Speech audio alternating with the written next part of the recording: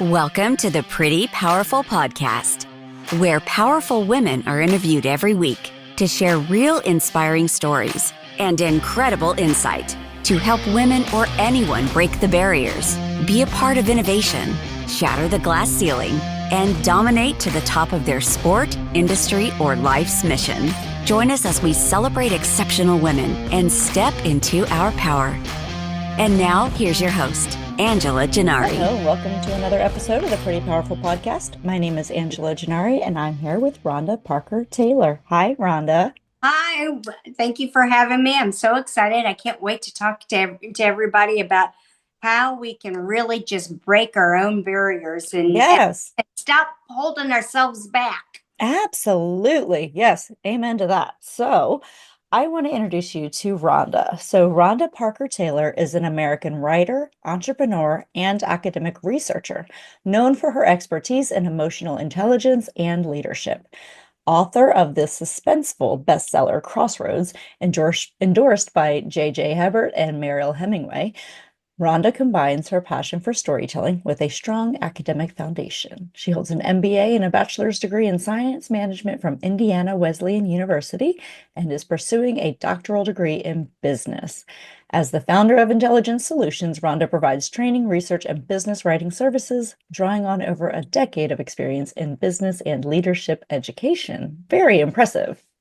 Well, thank you. Thank you. And it's so wonderful to be here. And I can't wait. I just really can't, as we talk about all the things that we talked about in pre-show, I know your audience is just going to love this. Yeah, absolutely. Absolutely. So I want to start by diving into the book because writing a book has been just one of my bucket list items in full transparency. Tell me all about it. How did you become inspired? What made you want to do it? And I mean, how do you get these amazing endorsements? That's amazing. Well, first, it came from my own need to be the best version of myself. Oh, that's great. I had problems with writing all my life. And it was all because of detail-oriented issues of, I'll say, self-diagnosed ADHD. Uh-huh. And I wrote a proposal in business. This is when I worked for someone else. I wasn't an entrepreneur then. And it was a multi-million-dollar project. Mm-hmm. Ended up implementing. Everything went fine. But my boss called me in and said, "Do you know you used the wrong insure on the memo?" Oh, interesting. Okay. So insure versus ensure? Yeah. Interesting. And so, I was mortified. I was absolutely mortified. And at that moment, I said, I am going to be the best version of myself from here on out. Mm-hmm. And I'm going to be a best-selling author one day, because it was like one of those things. I loved to read. Yeah. I loved fiction. That was my passion and my off time. And it's like, this is something that I need to do for me. Yeah. And so I sat down everybody out there that wants to write a novel, I have a formula for you. One day, you sit down, 1 page a day, and it's done in a year. 365 pages. There you go. You can cut some of those pages out when you do the editing process. But if you just did one double-spaced page, 200 words, it's done. And so I sat down and I started doing this. And originally I thought Crossroads was just going to be a suspense novel. But then I realized I was putting so much into practice of what I did every day. I made all of the characters out of balance with their lives. Oh. We have the workaholic. We have the law and order guy. We got the one that's dedicated to friends, and so I had made them all out of order. And you know what they say when you're not in life balance, things happen to you, and that's exactly what happens in Crossroads. Interesting. Wow. I love that. So does that come from, just maybe, was it inspired by anything that was happening in your life? Was it just something where you had this vision of like, I think this is what people need to hear in this moment? Because I think that there's a lot of value in fiction in that it teaches you about life, even if you're reliving it through someone else. I it was a little bit of all of this. So I thought Yeah. it'd be all about the criminal justice system being unjust. Mm-hmm. And as I developed the characters, I used a model that we use a lot in medical, which is a soap note. So where you do all of the history of yourself physically, for each character, everything emotionally, and they go through all of the processes. And then I did a DSM-5 analysis of each character. So when I did that, I thought, I kind of pulled back and realized, wait a minute, I can really make an impact if people are reflecting on this backstory. And the backstory is nobody's in balance. Mm-hmm. And so you get them in the room trying to do a jury trial, and they have all these issues that they have to deal with. One wants to get back to work as fast as she can. The other Right. wanting to, get the verdict. And so you've got all these. And so I realized I had a model that I could duplicate in another novel. And that is, if I have a self-help issue that we always want to do, Mm-hmm. life balance, I could then turn around and share what I do with my clients in a workbook. And Interesting. so then you do the Crossroads, and it's this fiction novel about, that's like an Agatha Christie clue. And you're not really realizing so much that it's all about life balance. You're just realizing you got these characters, but then you realize in the end that you are relating to them like they're your neighbor, your friend, the person next door, and, Right. and you kind of get drawn into it. And that's why Mariel was so intrigued with it, is because she's all about mental health and life Mm-hmm. balance. Mm-hmm. So then you can go ahead and you can create a world of case studies. You've got your fiction people that I've created and that become friends with too. And then I can help solve other people's issues with their life balance and help them create the world to make them more intentional. Very cool. And I love the focus on intentionality and life balance and emotional intelligence. There's just, yeah, I just think it's not talked about enough. I think everybody thinks that they need to have their life a certain way. And, as Americans, we just get drawn into work, work, work, work, work. And then I talk to people from Europe and they're like, yeah, I take a month like vacation. And when I'm off, I'm off. And like, it just seems so beautiful to me. But yeah, in America, we're very much into grind mentality. And so I think that's a really interesting way to bring to light life balance through And, fiction and and through entertainment. yeah, and when you do that, think about how when you want to do that for yourself, you want to Yeah. make sure that you're doing something that makes you have joy and happiness. Until you do that reflection, Yeah. you're not going to get anywhere with your own life goals. So let's reflect about the characters and what their issues are. It's so much easier than looking at our own issues. But I can say each one of the characters have a portion of me. There have been seasons in my life that I've been the workaholic.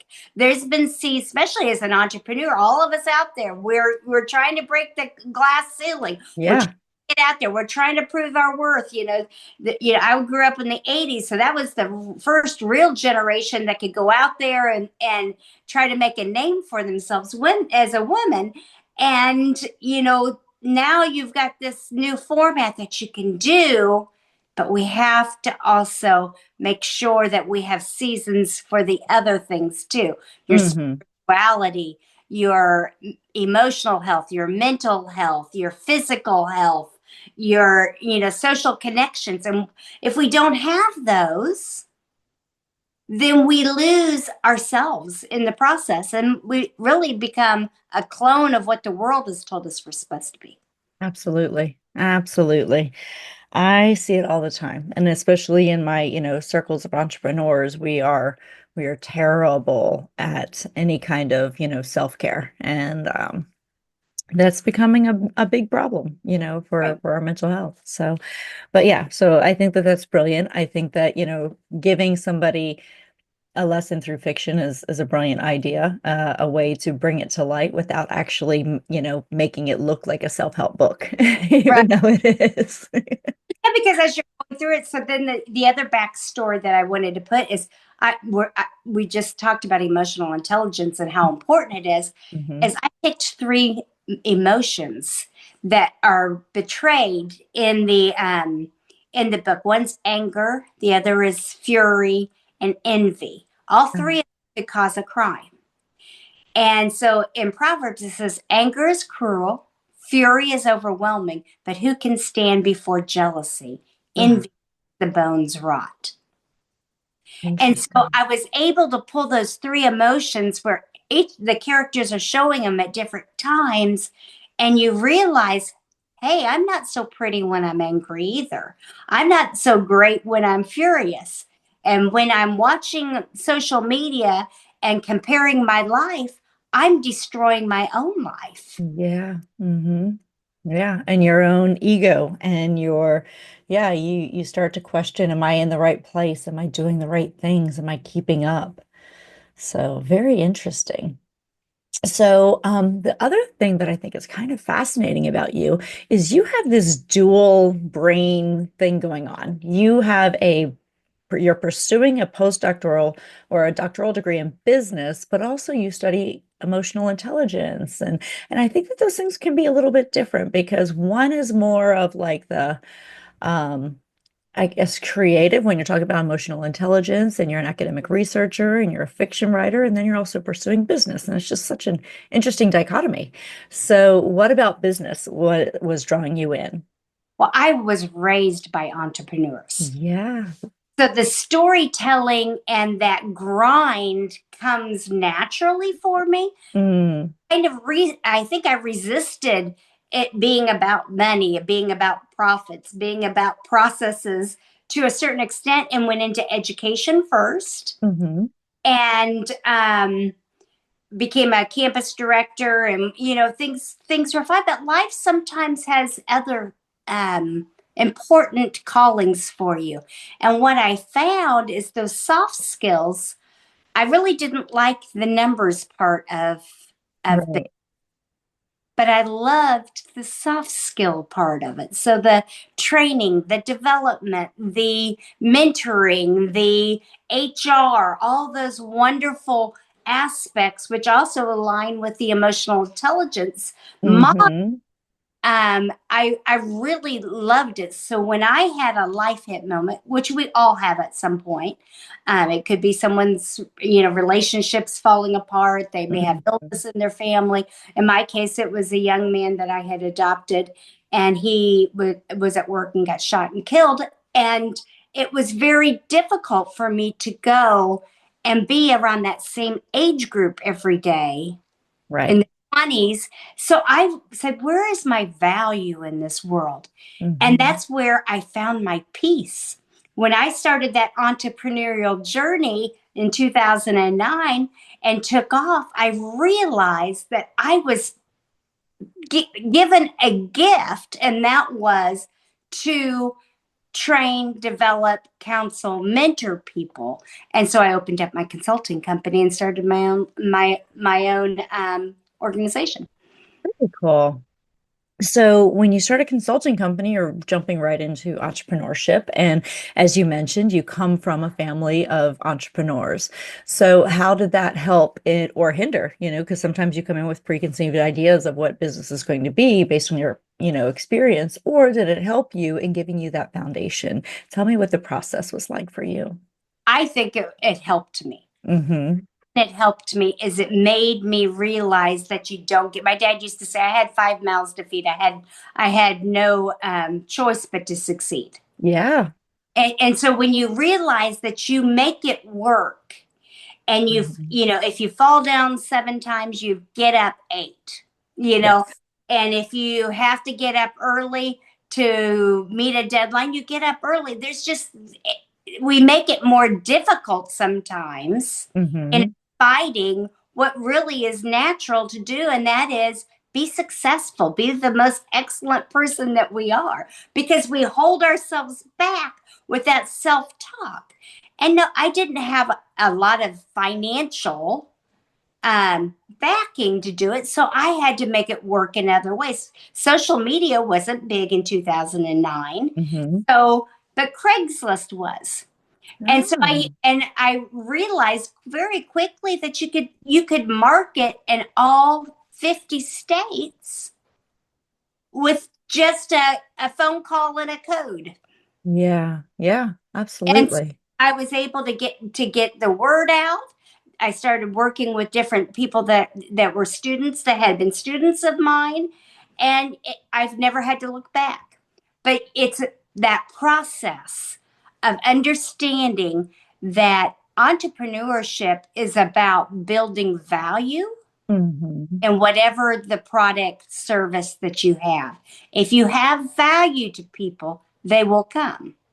Absolutely. Amen to that because I say that all the time. Like, if people come into entrepreneurship with the idea that they just want to make money or they just want to have a flexible schedule, it doesn't mean their business is going to be successful. You have to come in and think about what value are you adding and why would somebody buy from you? It really has to be about the other person, not you.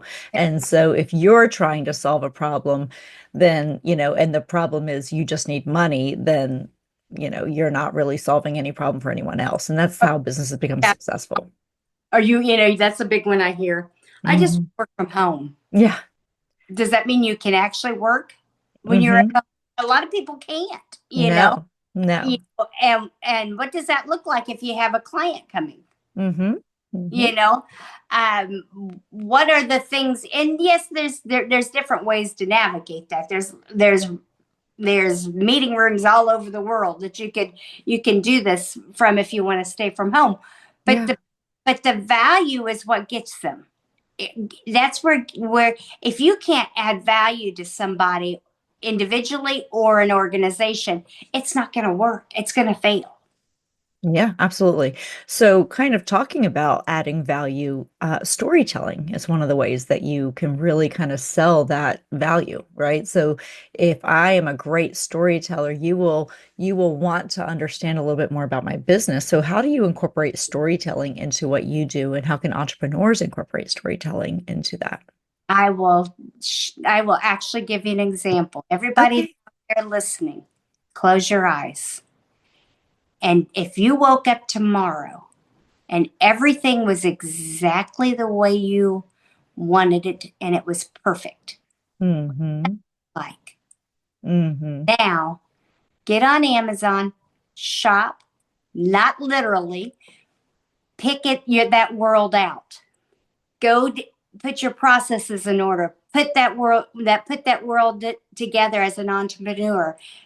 Once you get that, what are you doing today that actually matches that? Mm.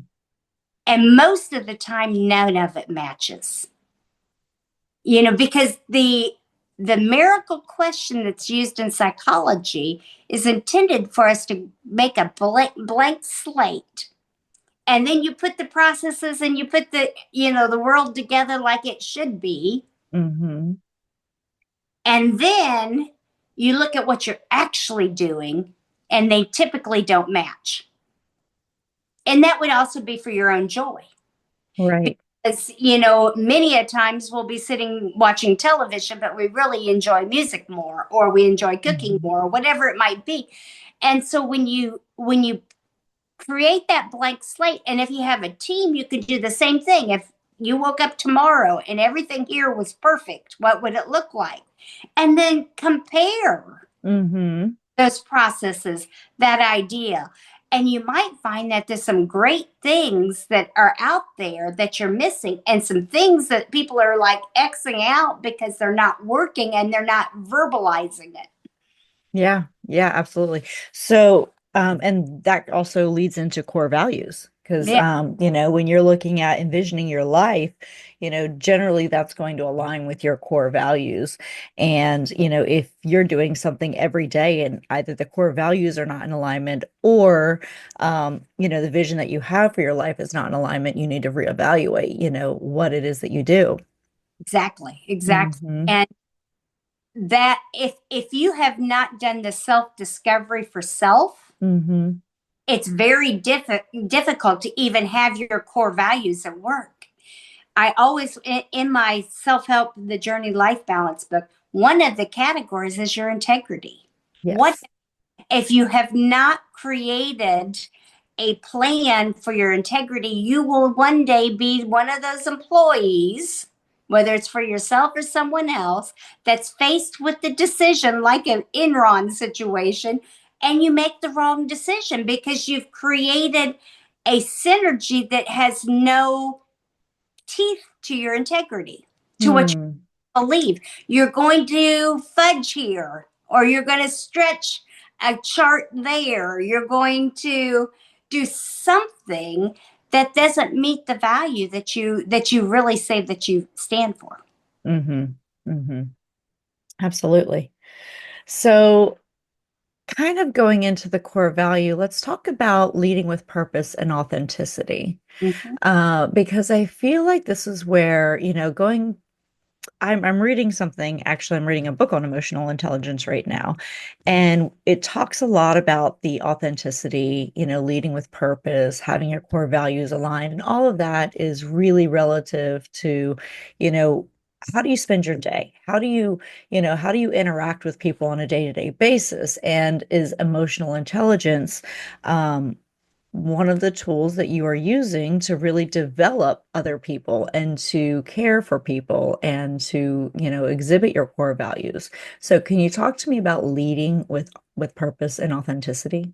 I would love to, and bring the emotional intelligence piece in it.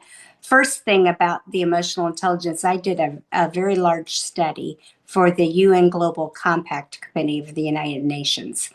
And it was comparing multinational leaders that are either CEOs or vice presidents of Hmm. organizations in more than 3 countries, and then the domestic leader who is a CEO or a vice president in just one country. And what we found in that study is that not only were the 4 characteristics of emotional intelligence important, which is interpersonal, intrapersonal, stress management, and general mood, which there's 21 characteristics that fit underneath it, were they important, but those who incorporated the emotional intelligence model was able to lead the organization with intention, which meant they would walk in the room and be able to control the emotions and the feelings in the room from the very get-go. Typically we try to do a transactional exchange as leadership. So we think of it almost like a parent role, and Uh-huh. we will do this, and this is what we're doing next, and what do you think about that? Oh, is that what you think? Okay, well, we're going to do it this way. And we never get that synergy quite in there, where we've got not only our own biases checked in our emotions, where we really want cookie cutters of each other. And Hmm. when we do that, we eliminate the collaboration that the intrapersonal characteristics can have for us. The interpersonal is like the empathy, the putting each other in each other's shoes, the ability to have social responsibility as part of your model. And when you do that, when you actually can get to that second step, not only are you walking with intention, you're embracing a model of collaboration that allows problem solving to occur. Then you can need to go into the third model, which is stress management. You can put all the decisions out there, and people are still going to be stressed. Yeah. And are they prepared? And are you prepared to manage that stress? Or are you going to have impulse control problems and hide behind the desk as a leader and not want to answer any questions on how it's going to work, or how we're going to solve the problems? Or are you going to be able to manage that and have the answers and make people feel like the change is where we need to go? If you can fit those first 3 in, then you can get to the fourth one, which is the general mood turns to optimism. Hmm. Hmm. If you don't have optimism, then you have, negative norm. Hmm. And change doesn't occur, or it's resistance to change throughout the whole process. Yeah. Yeah, I've seen that quite a bit. I've seen that within organizations where, everybody's on board, but you have one or two who have decided they want to, kind of detract from the progress and the goal, and they will slow the entire team down. And Right. so, getting that mood shift right is important, very, very important. Exactly. Exactly. So this emotional intelligence book that I'm reading suggests that EQ, emotional intelligence, is actually becoming more important than IQ in the workplace. I'm curious to know your thoughts on that. 100%. Yeah, interesting. It and a good example would be the multinational leader Uh-huh. generally had a higher score than the domestic leaders. Interesting. Okay. Every one of the 21 characteristics except for one. Which And the one?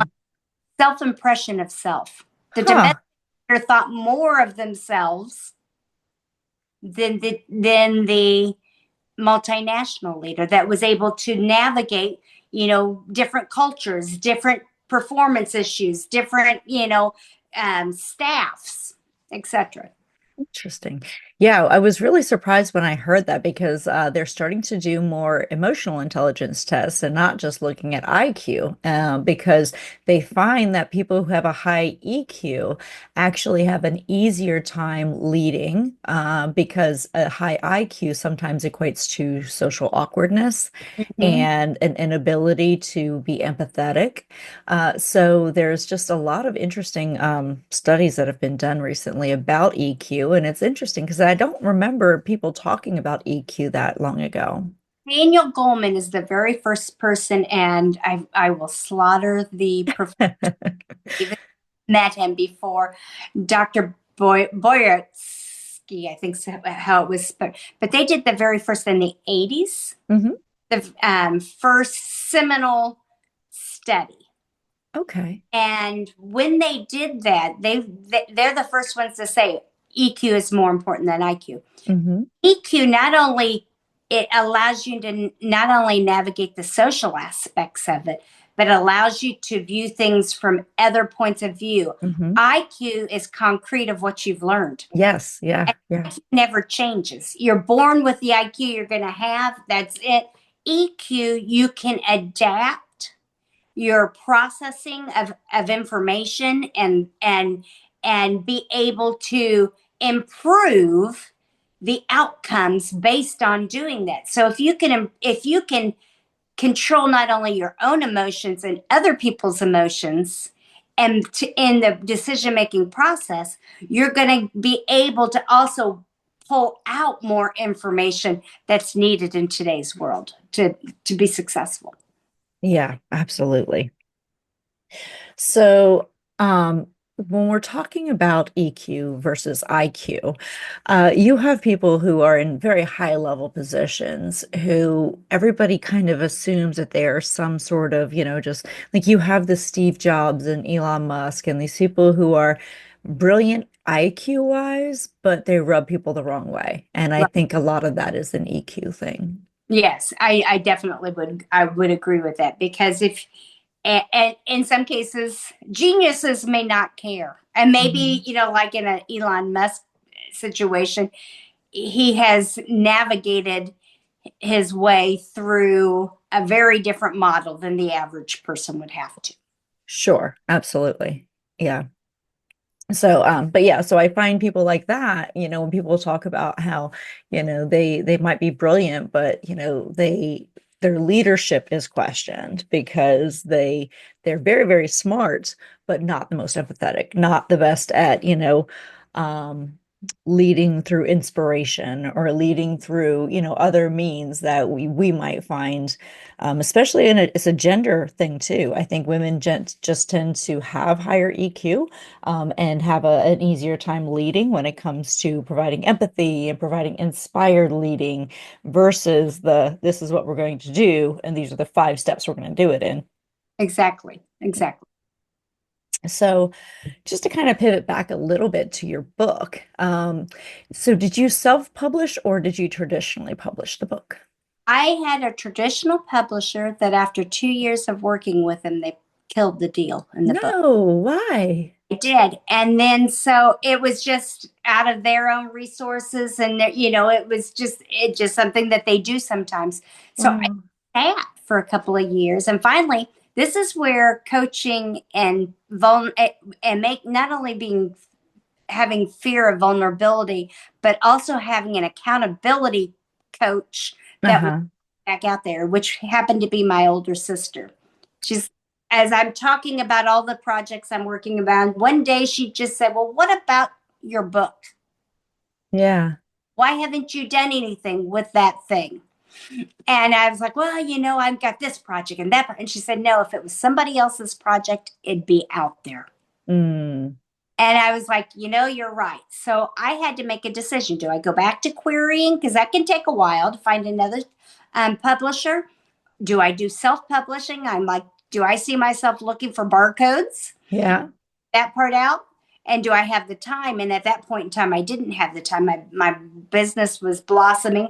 So I went and looked for a hybrid person that I felt like I could trust. Hybrid takes kind of the traditional publishing aspect, but they also teach you, mentor you, and take you through the process. So if you ever want to self-publish again, you can. So I started looking around, started looking for people to talk to several different companies. And then I came upon one called Mindster Media. And Okay. when I did that, I started talking to them and they said, well, send us the book and let's talk about, what you need and what your brand. And this is the first time I'd had ever thought of the book as a brand. Interesting. Okay. What do you need it to be successful? And I was like, oh, well, I talk like that all day, and so it was like kind of drew me in a little bit. And so I had sent it to them and they said, this will be what we can do and this is what we think you need for it. And they talked about the marketing aspect of it. And do you want to do your own marketing, or do you want us to help you with the marketing? And we created something that I felt comfortable with. Yeah. Okay, this is what you're going to be responsible for. This is what I'm going to be responsible for. And we created a brand around it then. But then before we got, right as we started to do, here, it's been edited before, but I'd like the editor to look at it again. You never have a perfect document. And I found that out early in my career. Right. And the editor said, I really think you would benefit from Mariel Hemingway or an endorser being part of your book. And I was like, well, who would I pick? Can you think of somebody? And I was like, well, it's a suspense novel, so maybe Tori Spelling. And they're like, no. So we got someone better. And they said, Mariel Hemingway. And I'm like, well, why would she care? It's a suspense. Yeah. And just like, because she's all about life balance. Oh, yeah. And then I'm like, okay. And she's better than Tori Spelling, Uh-huh. And so I thought about it. I said, well, how do we go about that? I don't have any contacts. He said, we will deliver your query letter to her. Huh. You write the query letter. And if she accepts it, she'll respond and say, yes, she has several ways that she does books. She has a book club. She has, where she writes the foreword, endorses it. And she wrote back that she would wanted to write the foreword and endorse it and be an endorser for it. And that she accepted it into her book club. And I was surprised and shocked, because you would think, you don't expect that to happen. But what a blessing for the brand. Absolutely. And so I said, okay, let's do it. And she sent a YouTube video that's called Mariel Hemingway Praises Rhonda Parker Taylor, where she describes her experience reading it. Wow. And how that she realized that she had hit crossroads in her life. And then she said, and we all come to them at some point in our life where we have to make a decision. And in that decision, it could be, success or failure. Mm-hmm. And then she said, and we have to realize sometimes even chocolate has an expiration date. Ooh. I And like that. times as an entrepreneur or in life have we put good money after bad money? The old saying from gambling, or extra time into something, and it wasn't going to work. We didn't cut the cord. It could have been an employee, Oh you know, yeah. Oh yeah. because it didn't, because we just didn't want to do that. We didn't want to make that change. And I realized that at that point that she really had taken the time to understand the meaning behind Crossroads. Yeah. Wow. That's impressive. I mean, so I just need to know, when you get an endorsement like that, is that something that I'm sure they get inundated, right? Like Right. they get inundated with these things. Um, is that something that is a rare occurrence to get one? Like, how many endorsements is she doing, do you I think? I have not seen one for a year. Wow. So, because I obviously you're part of her fan club, you're part of her, you're part of her book club, and you see what they post. Now, it doesn't mean she hasn't done something for another author, but they are selective. But at the same time, you know, you have to realize that's their time, their effort, their brand, and you have to respect that at all times and make sure that you're bringing quality work, quality thought, make sure you're ready. And I'm sure, I know I've seen other authors that have done the same thing, where they've been able to talk to someone and be able to, pull, a deal together. So it's here again, it's a brand, it's a product, it's a um, love and passion of words and storytelling. So it's all the things that you think about as being an author, but many times people forget that it's a business. It is a business. Well, and then there's also the fact that her name is on it, right? So she has to believe in what she's putting her name on, because that's the only, at the end of the day, that's all we have is our name. Yeah, and if you can't trust your name, you're in trouble. Exactly. Yeah. So you devalue it if you put your name on just any old thing, and there's no vetting process, and you haven't really done, your due diligence. So I think that's impressive. Wow. Thank you. So just to kind of go into some questions that I have for you. So, who inspires you? It can be, oh, so many do. Like Maya Angelou's writing and as an author. Oh my goodness. She has the most beautiful, not only timing in her rhythm, because I write poetry too, but also she has the intentionality of what life really is. It's like a Mhm. down to earth way of storytelling to other generations. Hey, this is where we've been. This is where we want to go as women. So she inspires me from a writing perspective of her wonderful storytelling.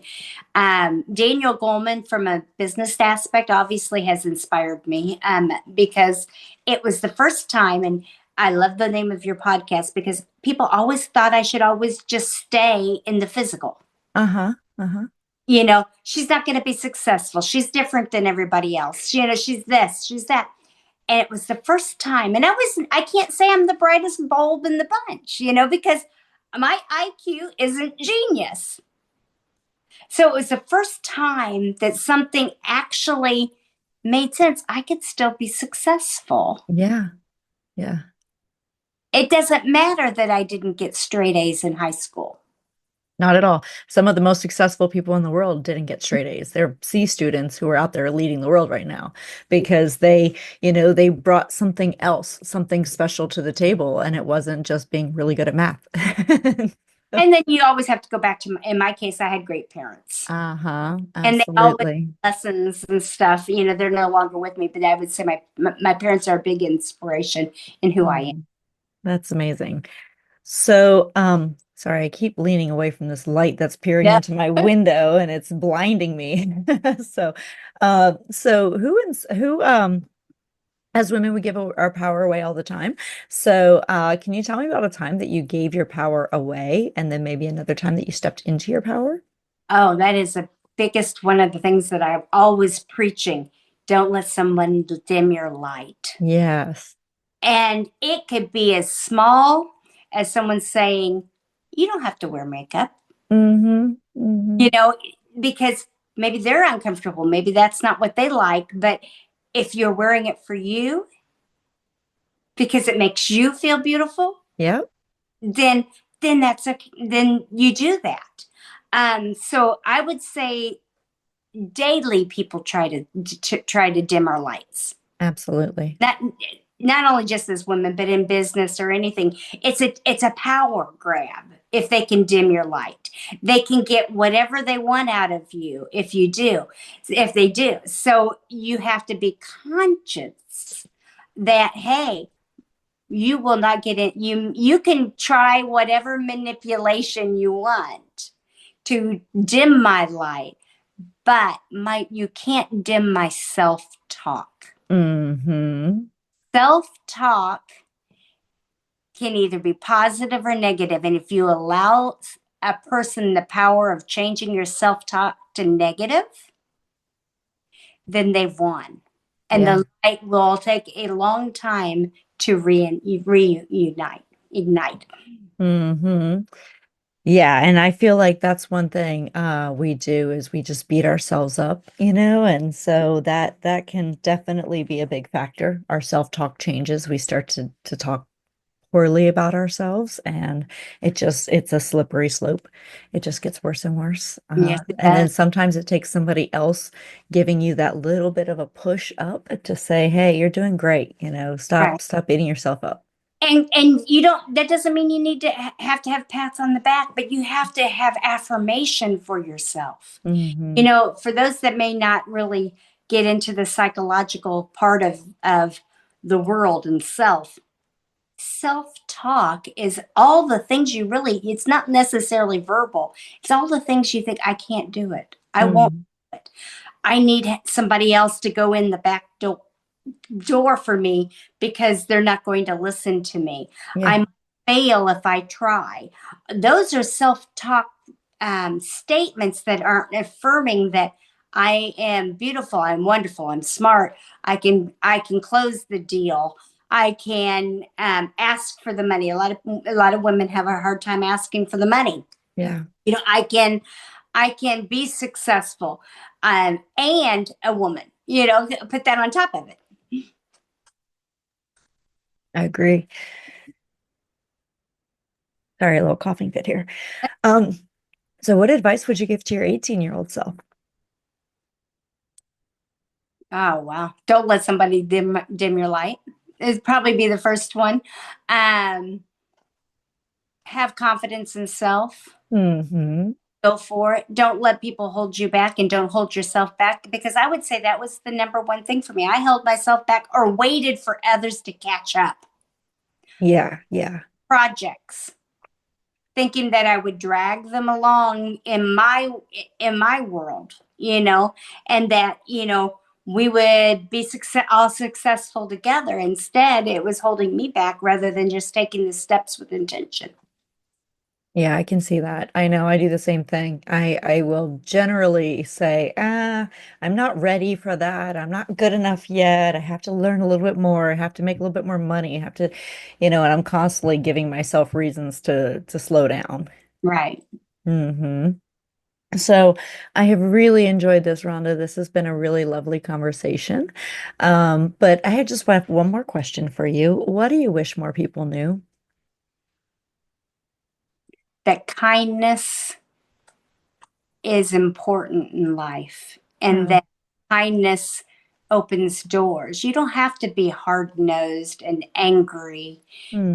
get, to get success, to be happy, to be intentional.